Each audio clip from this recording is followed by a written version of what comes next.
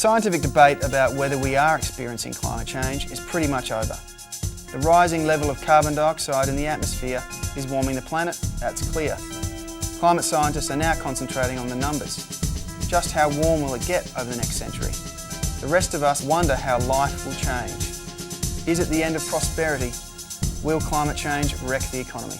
No, in fact, changing the way we generate and use energy gives us enormous opportunity. Nations that adopt new strategies are the ones that are going to prosper this century. We know we can limit the damage caused by CO2 by reducing the amount we pump into the atmosphere, but this is no longer just a matter of social conscience or personal choice. Any moment, governments are going to legislate to penalise heavy carbon producers. Pretty soon, everything you buy will have a carbon audit somewhere in the label. Manufacturers who have a high carbon footprint will have to buy carbon credits.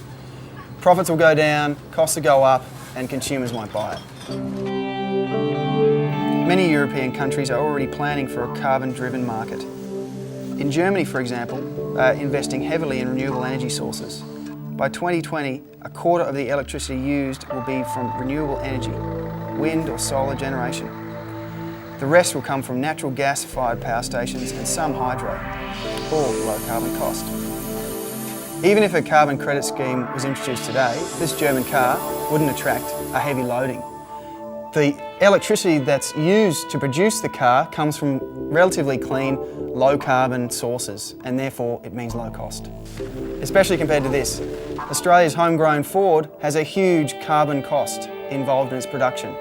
And that's because electricity in Australia depends on coal. Australia has 30 coal-fired power stations like this one. They produce nearly 80% of Australia's power. Coal is the staple food of our energy diet and has made us carbon obese. Coal power is cheap at the moment, but it produces millions of tonnes of CO2 every year.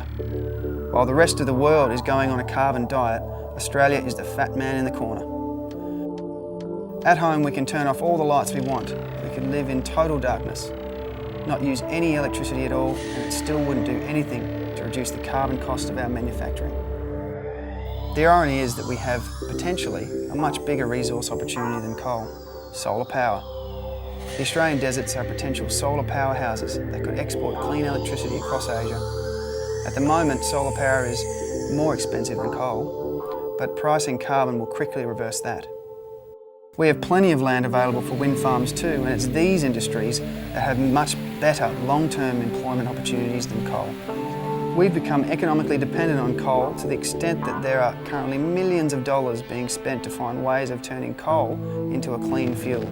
And here we bump into the politics of climate change. The firmly entrenched mantra that what's good for the environment is bad for the economy. Combating global warming, or at least reducing the temperature rise, is now on the international agenda.